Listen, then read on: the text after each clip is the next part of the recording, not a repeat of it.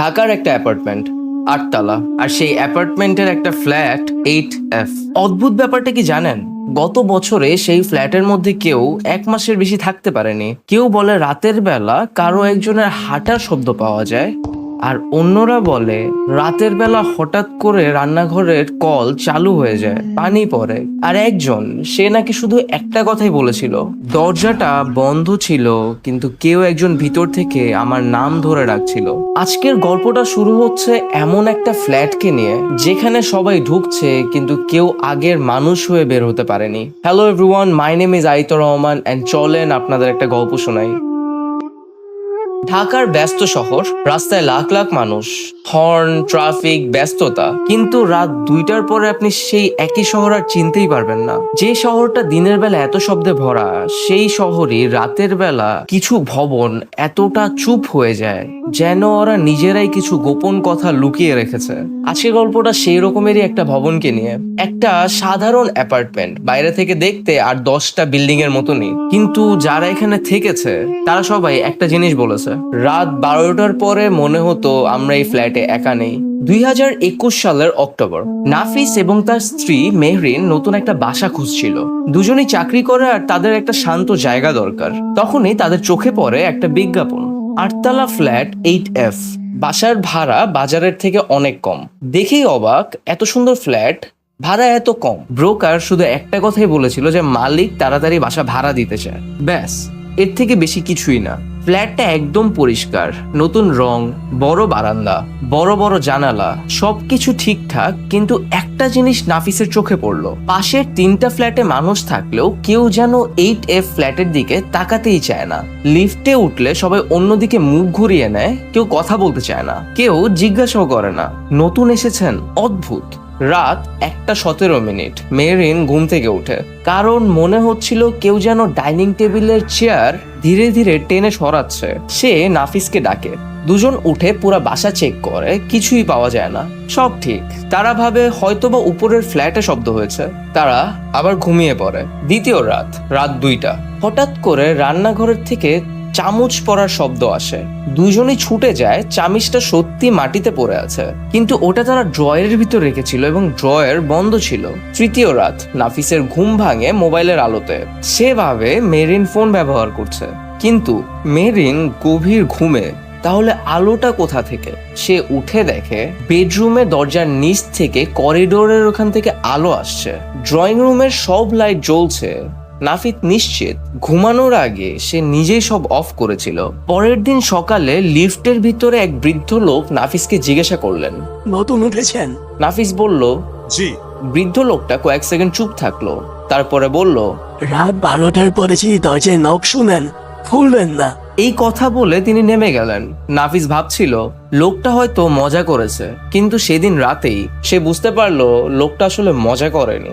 রাত 12:48, হঠাৎ করে সাউন্ড পেল নক করার। তারপর 2 সেকেন্ড নীরবতা, আবার নকিং সাউন্ড। মেরিন বলল, দেখো তো কে এসেছে।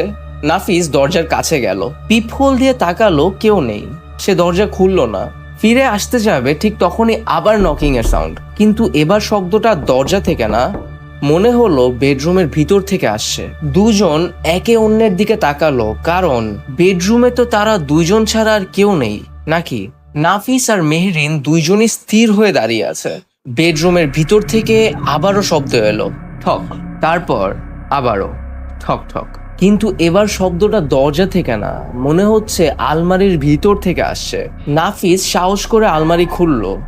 ভিতরে শুধু কাপড় আর কিছুই না, কিন্তু একটা জিনিস দেখে তার শরীর ঠান্ডা হয়ে গেল।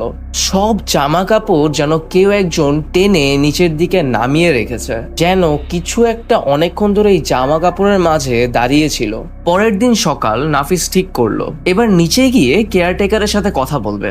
কেয়ারটেকারের নাম ছিল রফিক, বয়স প্রায় 60। এই বিল্ডিং তৈরি হওয়ার পর থেকে নাকি সেই এখানে চাকরি করছে। নাফিস জিজ্ঞাসা করলো, চাচা, এই ফ্ল্যাট নিয়ে সবাই এত অদ্ভুত আচরণ করে কেন?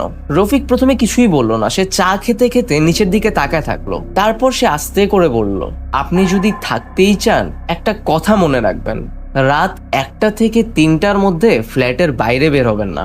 নাফিস হাসলো। কেন? রফিক মাথা নাড়ালো, কারণ অনেকেই বের হয়েছিল, কিন্তু সবাই একই জিনিস দেখে ফেরত এসেছে। নাফিস ভাবলো হয়তো মানুষজন বেশি বেশি বাড়ায় বলতেছে, তাই সে পাশের ফ্ল্যাটের এক ভদ্রলোকের সাথে কথা বলল। সেই লোকটা আবার 10 বছর ধরে এই বিল্ডিং এ থাকছে। প্রশ্ন শুনে সে কিছুক্ষণ চুপ থাকলো, তারপরে বলল, আপনার আগেও 4টা পরিবার এই ফ্ল্যাটে থেকেছিল, কেউ 6 মাসের বেশি থাকতে পারেনি। এক পরিবার তো মাত্র 12 দিন ছিল। নাফিস অবাক হয়ে যায়। কেন? লোকটা কোনো উত্তর দিল না, শুধু বলল, আপনি থাকেন, নিজেই বুঝবেন। সেদিন রাতেই নাফিস সিদ্ধান্ত নিল যে সবকিছু রেকর্ড করবে। সে নিজের একটা ছোট্ট ক্যামেরা ড্রয়িং রুমে রেখে দিল আর মোবাইল রেখে দিল করিডোরের দিকে। পরের দিন সকালেই ভিডিও চালু করতে প্রথম 2 ঘন্টা একবারে স্বাভাবিক। তারপর রাত 2:13 ক্যামেরার রেকর্ডিং হঠাৎ ঝাপসা হয়ে গেল, মাত্র 5 সেকেন্ড, এবং ছবি ক্লিয়ার হতেই ড্রয়িং টেবিলের একটা চেয়ার, যেটা আগে টেবিলের নিচে ছিল, এখন টেবিল থেকে অনেকটাই দূরে। ভিডিওতে চেয়ারটা সরানোর কোনো দৃশ্য নেই, মানে কয়েক সেকেন্ড আগে এক জায়গায় ছিল, 5 সেকেন্ড পরে আরেক জায়গায়।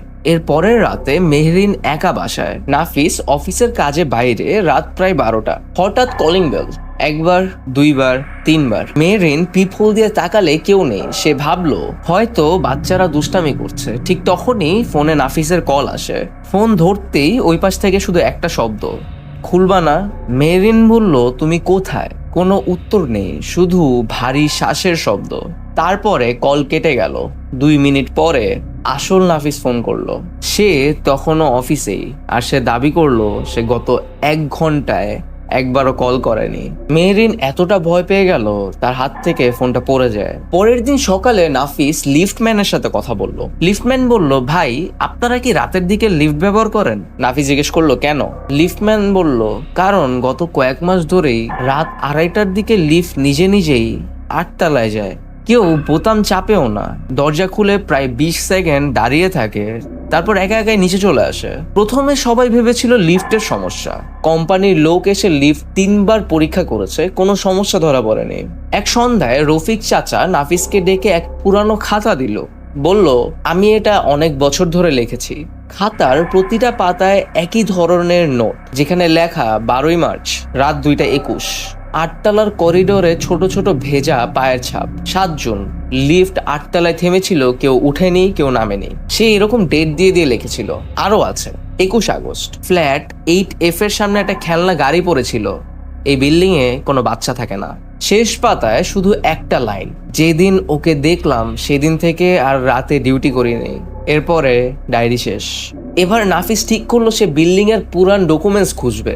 ম্যানেজমেন্ট অফিসে গিয়ে সে জানতে পারলো এই বিল্ডিং এর মালিক নাকি লাস্ট কয়েক বছরে অনেকবার চেঞ্জ হয়েছে, কিন্তু প্রতিবারই ফ্ল্যাটের মালিক খুব অল্প সময়ের মধ্যেই ফ্ল্যাট বিক্রি করে দেয়। কারণ কেউ লিখে যায়নি, শুধু ব্যক্তিগত কারণ। সেদিন রাতে নাফিস আর মেহরিন সিদ্ধান্ত নিল তারা ঘুমাবে না। রাত 2:29, সব লাইট বন্ধ, শুধু ড্রয়িং রুমে একটা ছোট ল্যাম্প জ্বলছে। হঠাৎ ডিং করে একটা শব্দ হলো লিফটের। তারপর ধীরে ধীরে করিডোরে কারো হাঁটার আওয়াজ। শব্দটা ঠিক এসে থামলো তাদের দরজার সামনে। কেউ নক করলো না, কেউ কিছু বললো না। প্রায় 1 মিনিট সম্পূর্ণ নীরবতা। নাফিস পিপহোল দিয়ে তাকালো, করিডোর ফাঁকা, কিন্তু দরজা থেকে সরে আসতেই ভিতর থেকে বাচ্চার গলায় খুব আস্তে একটা কথা শোনা গেল, আমি তো বাইরে না, আমি তো ভিতরেই আছি। নাফিসের পুরা শরীর ঠান্ডা হয়ে গেছে। তারা দুইজনের দিকে তাকিয়ে আছে। আমি তো বাইরে না, আমি তো ভিতরেই আছি, এই কথা তারা দুজনই শুনেছে। এরপরে পুরা বাসা আবার চুপ, এতটাই চুপ যে নিজেদের নিঃশ্বাসের শব্দটাও অস্বাভাবিক লাগছিল। পরের দিন নাফিস অফিসে না যেয়ে সিদ্ধান্ত নিল যে আজকে সবকিছু শেষ দেখেই ছাড়বে। সে বিল্ডিং এর পুরানো নকশা দেখতে চাইলো। অনেক খোঁজাখুঁজির পর ম্যানেজমেন্ট অফিস থেকে একটা পুরানো ফাইল বের করা হলো। ফাইলটা খুলতেই একটা অদ্ভুত জিনিস চোখে পড়ে। বর্তমান ফ্ল্যাটের নকশার সাথে আগের সেই নকশা কোনোভাবেই মিলে না। ড্রয়িং রুমের উত্তর পাশে একটা ছোট্ট স্টোরেজ রুম দেখানো আছে, কিন্তু এখন সেখানে শুধু একটা সাদা দেয়াল। মনে হচ্ছে কেউ ইচ্ছা করেই সেই ঘরটা বন্ধ করে দিয়েছে। সেদিন বিকালে নাফিস একটা রাজমিস্ত্রিকে নিয়ে আসে। দেয়ালে টোকা দিতেই এক জায়গায় ফাঁপা শব্দ। রাজমিস্ত্রি বলল, ভাই এখানে তো ভিতরে ফাঁকা জায়গা আছে। কয়েকটা হাতুড়ির আঘাত দিয়ে দেয়ালটা ভাঙতেই ঠান্ডা বাতাস বের হয়ে আসলো। ভিতরে একটা ছোট্ট ঘর, জানালা নেই, বাতি নেই, শুধু ধুলার গন্ধ।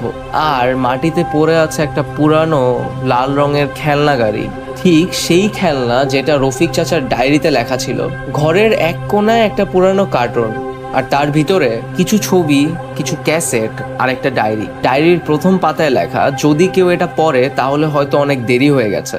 নাফিস ডায়েরিটা পড়তে শুরু করলো। ডায়েরিতে লেখা, প্রথম রাতেই আমি ওর হাতটার শব্দ পেয়েছিলাম। দ্বিতীয় রাতে ও আমার নাম ধরে ডাকলো। তৃতীয় রাতে আমি ওকে দেখলাম, ও দরজার সামনে দাঁড়িয়েছিল, কিন্তু ওর ছায়া ছিল না। পরের পাতাগুলো আসলে আরো ভয়ঙ্কর। ও কখনো জোর করে কিছু করে না, ও শুধু অপেক্ষা করে তুমি যেন দরজা খুলে দাও। ক্যাসেট যেটা পাওয়া যায় ওইটা ডিজিটাল করে চালানো হলো। ভিডিওর তারিখ অনেক বছর পুরানো। একটা পরিবার, স্বামী, স্ত্রী আর ছোট একটা ছেলে, সবকিছু স্বাভাবিক। হঠাৎ ভিডিওতে দেখা গেল ছেলেটা করিডোরের দিকে তাকিয়ে হাসছে। মা জিজ্ঞাসা করলো, কাকে দেখছো? ছেলেটা উত্তর দিল, ও আমাকে খেলতে ডাকছে, কিন্তু করিডোরে কেউ নেই। ভিডিওটা এখানেই শেষ।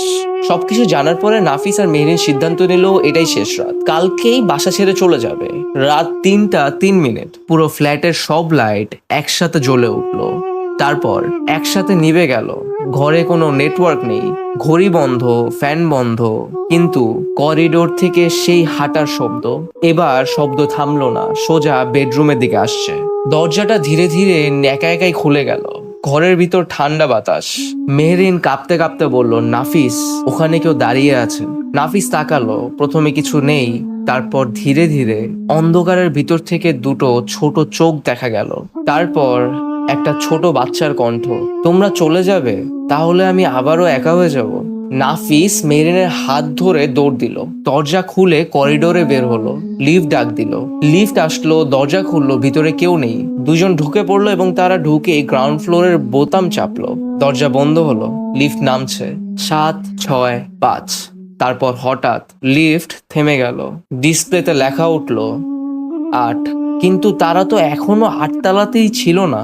দরজা খুলে গেল, সেই আবারও একই করিডোর, যেখান থেকে তারা বের হয়েছিল, যেন লিফট কোথাও যায়নি। পরের দিন সকালে রফিক চাচা দেখলেন ফ্ল্যাট 8F এর দরজা খোলা। ভিতরে সবকিছু আগের মতোই, সোফা, টেবিল, ক্যাপ, মোবাইল সব আছে, শুধু নাফিস আর মেহরিন নেই। পুলিশ এলো, অনেক খোঁজা হলো, কোনো সিসিটিভিতে তাদের আর দেখা গেল না, তাদের আর খুঁজে পাওয়া গেল না। কয়েক মাস পরে একজন নতুন ভাড়াটিয়া ফ্ল্যাটে দেখতে এলো। ব্রোকার হেসে বলল, ভাই, ফ্ল্যাটটা একদম নতুনের মতো, আগের ভাড়াটিয়া খুব বেশি দিন থাকেনি। লোকটা হেসে বলল, ভাই, এসবে আমি বিশ্বাস করি না। সে দরজা খুলে ভিতরে ঢুকলো। সে ভিতরে ঢুকার পরে ড্রয়িং রুম থেকে একটা ছোট বাচ্চার গলা। আবারও কেউ এসেছে। Thank you guys for watching, and I will see you guys in the next video.